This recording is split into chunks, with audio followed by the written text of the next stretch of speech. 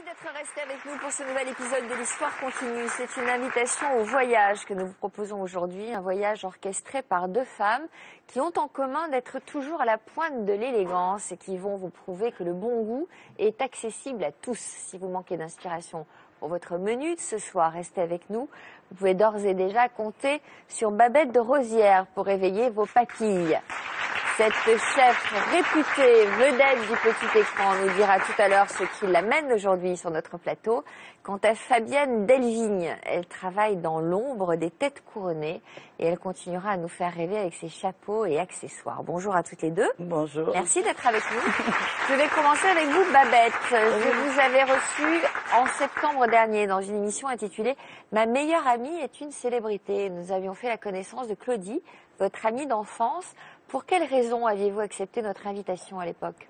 Pour deux raisons. La première, parce que j'adore Sophie Davant. J'aime bien travailler avec elle. Et puis aussi, mon amie, ça faisait longtemps que je ne l'avais pas vue. Et il se trouve qu'elle était de passage à Paris. Alors j'ai saisi l'occasion et je lui ai dit, il faut absolument venir. Et j'adore cette émission. Donc c'était pas difficile pour moi de me retrouver sur le plateau. Très bien.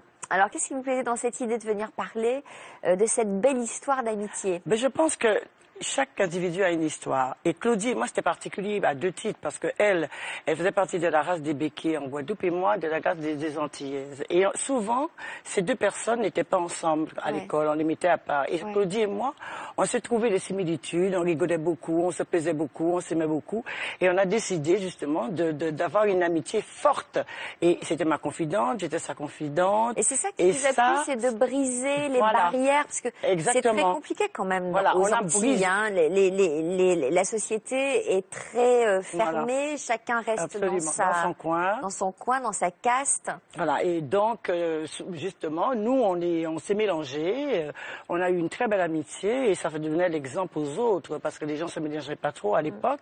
Et elle et moi, on faisait même des jaloux parce que moi, j'étais la chef de bande à l'école, elle était un peu plus timide, elle se faisait tout le temps attraper, mais c'est pas pour ça qu'on se fâchait, au contraire, ça nous rendrait beaucoup plus unis et j'allais chez elle. C'était interdit. Et elle venait chez moi, c'était interdit aussi.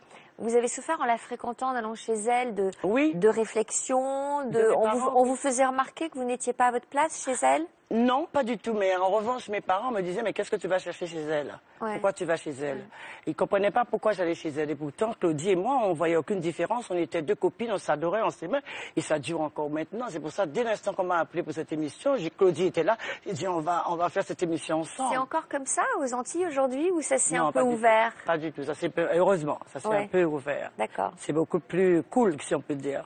C'est un joli souvenir, votre passage sur le plateau à toutes les deux? C'est un joli souvenir. On s'est bien marré, on a bien ri, on a raconté un peu des anecdotes, ce qu'on faisait à l'école. On était un peu des canailles.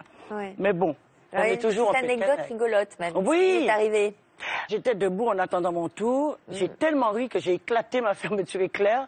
Je suis arrivée sur le plateau avec le dos ouvert. Et pour ne pas laisser voir mon dos, je suis passée derrière la caméra pour me cacher en essayant de cacher mon dos. On l'a vu de mon dos? Je crois pas, non. Ah ben mon dos était ouvert comme ça. En plus, j'avais un soutien-gorge. C'était vraiment très laid de voir mon dos avec un soutien-gorge comme ça. J'ai dit non, ça vous ressemble pas d'avoir un soutien-gorge très laid. Non, mon soutien-gorge n'était pas laid, mais mon dos ouvert comme ça avec un soutien-gorge. J'aime la perfection. Moi, si un dos est ouvert, il faut qu'il n'y ait rien. Il n'y a pas de soutien-gorge. Je peux encore me permettre de ne pas en porter. Bien sûr, donc, bien sûr. Je suis passée derrière pour... J'aurais dû enlever le soutien-gorge. J'ai fait une erreur. J'aurais dû l'enlever et comme ça, j'aurais pu montrer mon dos. Bon, arrêtez Babette, vous allez exciter nos téléspectateurs. Alors, vous avez rencontré Claudie à 11 ans sur les bancs de l'école en Guadeloupe et ensemble, vous aviez fait les 400 coups. Ah oui, 400 coups. C'était avec beaucoup d'humour et un brin de nostalgie que vous aviez accepté de nous repasser le film de votre histoire. Je vous propose tout de suite de revoir un extrait de notre émission et puis juste après, nous découvrirons ce qui motive votre présence aujourd'hui. Tout va bien là? Le dos est bien?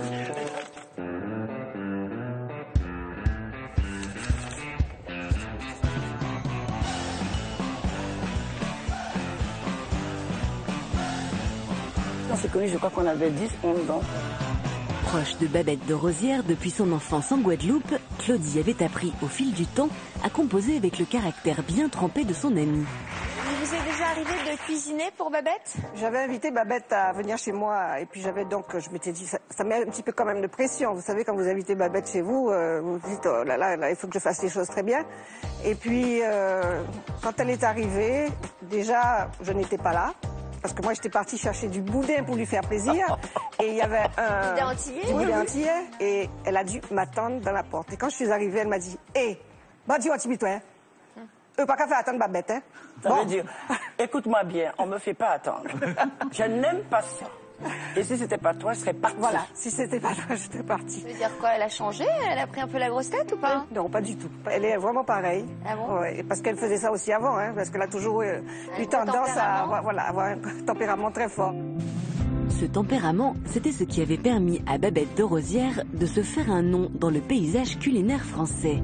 Vous savez, ça n'a pas été facile d'être chef, surtout noir, arrivant de Guadeloupe, s'installant dans la cuisine des hommes. Ça n'a pas été facile. Mais après, j'ai mis les choses au point, ça a été vite réglé. Je suis une... ça a été vite réglé. Et partout aussi. Je cuisine aussi à l'étranger, chez les têtes couronnées, Sa Majesté le Roi du Maroc, par exemple. Je suis arrivée la première fois dans la cuisine, il n'y avait que des hommes. On me regardait, comme qu'est-ce qu'elle vient faire là? Eh bien, ça a duré 30 secondes. J'ai montré tout de suite que le chef, c'était moi en cuisine. Parce qu'en cuisine, c'est comme si on était militaire. Il y a des règles. On ne s'amuse pas en cuisine. On est là pour travailler. Il y a des règles et il faut savoir gérer une cuisine.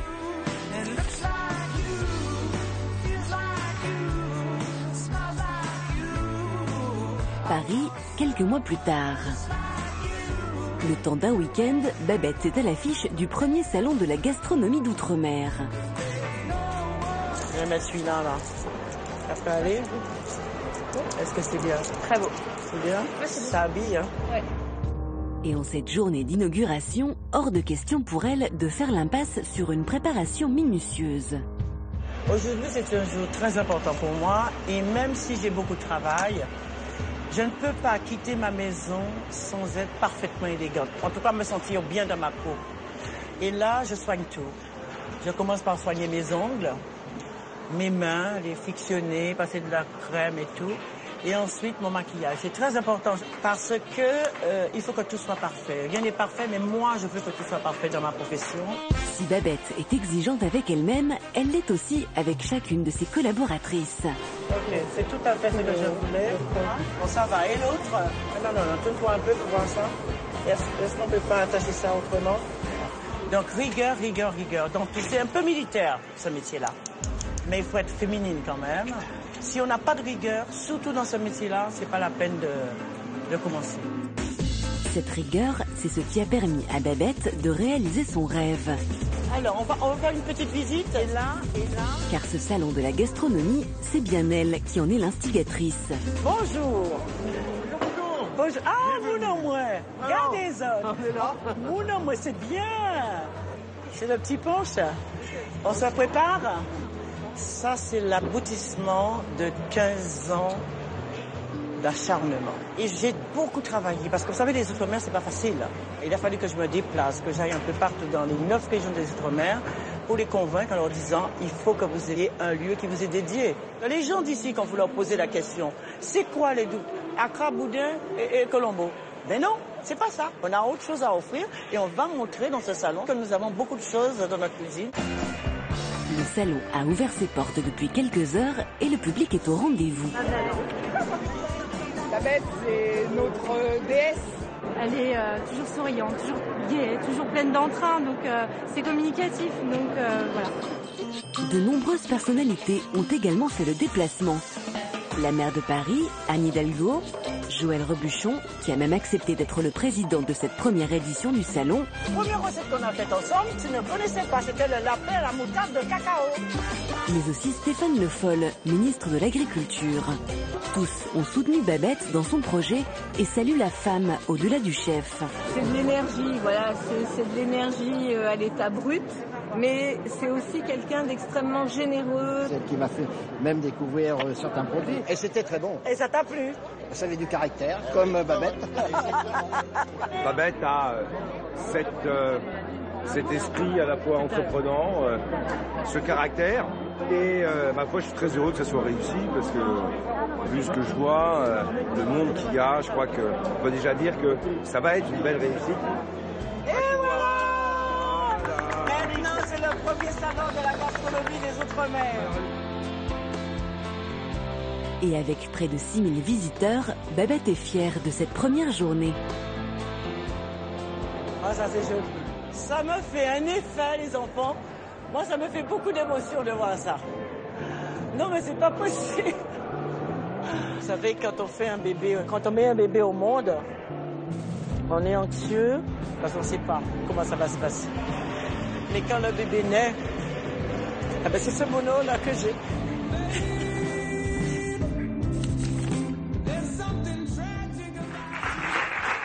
Alors, de l'émotion devant ce succès, hein? Beaucoup d'émotions. C'est combien d'années de travail, ce Énormément. salon de la gastronomie des Outre-mer? Plus d'une vingtaine d'années, je me bats pour justement arriver à ce résultat, pour réunir justement l'Outre-mer dans un seul lieu. Ça n'a pas été facile, mais après ce que j'ai vu ce week-end, je pense que le pari est gagné. L'objectif, c'est de mieux faire connaître ces régions de l'Outre-mer qui sont éloignées, mais qui sont des régions françaises. Mieux faire connaître leur culture, leur gastronomie, parce que nous avons des produits que les chefs d'ici ne connaissent pas.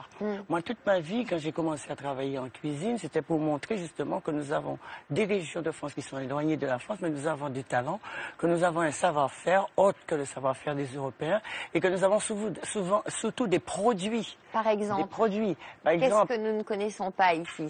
Si je te tutoie, parce que moi, je ne suis pas la personne à faire du chichi. Ouais. Si je te parle d'ado. D'ado? Ado. J'en ai 2 chez moi. Eh ben, tu vois, voilà. Et c'est pas toujours simple. Alors, c'est un légume. Ouais. C'est un légume. Qui ressemble à quoi? Qui ressemble à pas à la patate douce, mais qui ressemble un petit peu à l'igname, que tu ne connais toujours pas. Ah si, l'igname. L'igname, ben voilà, c'est exactement la même texture que l'igname, mais c'est un légume qui fait partie du quotidien aux Antilles. Si je te parle de la banane verte. C'est un peu bourratif, hein? Ça dépend, parce que ça se cuisine exactement comme la pomme de terre. Ouais. Si je te parle de la banane verte, qu'est-ce que tu en fais? La banane verte. Eh ben justement, j'en fais des drôles de trucs. Alors la banane verte, c'est un légume aussi. Oui. Avant de manger ça en banane dessert. Ça n'a rien à voir avec la banane douce. Eh ben, c'est exactement la banane douce. Justement, quand elle est verte, c'est un légume. Oui. On peut faire une purée, on peut faire des frites, on peut faire des soufflés, exactement comme la pomme de terre. Voilà ce que je vais montrer. Montrer que nous avons... Alors par exemple, c'est quoi? Alors ça, c'est l'anone. Alors l'anone, je vais l'ouvrir. C'est un fruit exceptionnel que personne ne confie. Alors ça, c'est de la mangue, ça, c'est des petites bananes délicieuses. Voilà, ça sent très très bon et c'est délicieux. Eh ben, ça fait partie de notre culture. Les gens ne connaissent pas assez notre gastronomie. Ça se mange comme ça. Comme on mange une pomme, pareil. Il y a des pépins, il faut le mettre de côté. On le mange comme on mange une pomme. Voilà, ce sont des produits issus des Outre-mer et qui sont des produits de l'agriculture française. Ça, c'est de la papaye. C'est avec ça qu'on a soigné notre... C'est un peu acide. Ah non. Oh non, c'est très sucré là-bas. Ah bon. Et voilà.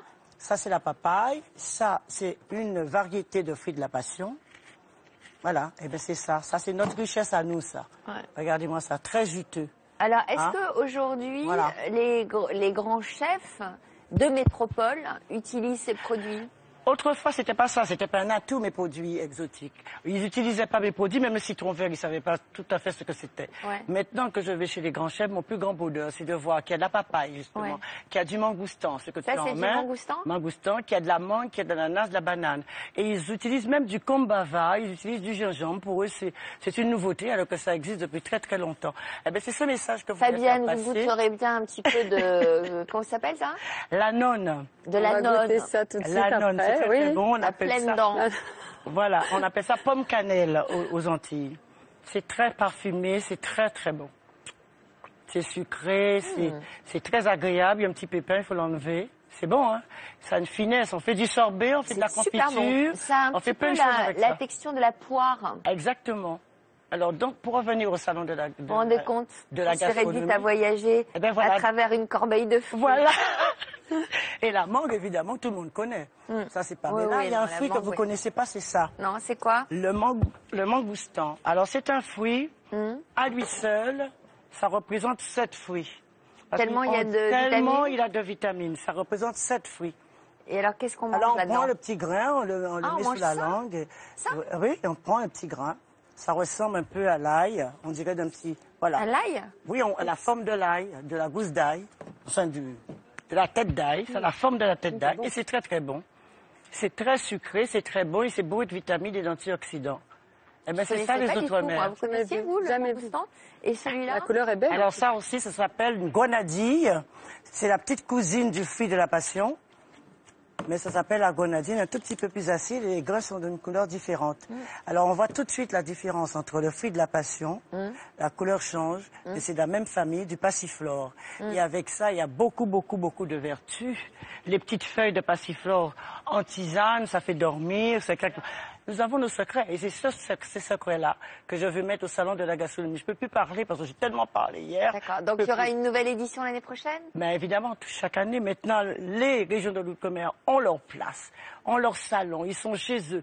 Arrêtez de fricoter à gauche et à droite. Vous avez votre salon. Les gens viendront vers vous pour découvrir justement le bonheur que vous pouvez apporter uniquement dans l'assiette. Mais vous n'avez plus de restaurant, vous, aujourd'hui? Si, j'ai monté un petit restaurant dans ma propriété. C'est la Case de Babette à Maule. Ah, je profite! Je vais vous demander de signer le grand livre de l'histoire continue. Merci d'être venu nous voir, Babette, et bravo pour ce succès, ce salon gastronomique de l'Outre-mer. Merci à tous pour votre confiance et votre fidélité. À bientôt pour d'autres témoignages. Tout de suite, c'est Stéphane Bern sur France 2. Bon après-midi. Merci.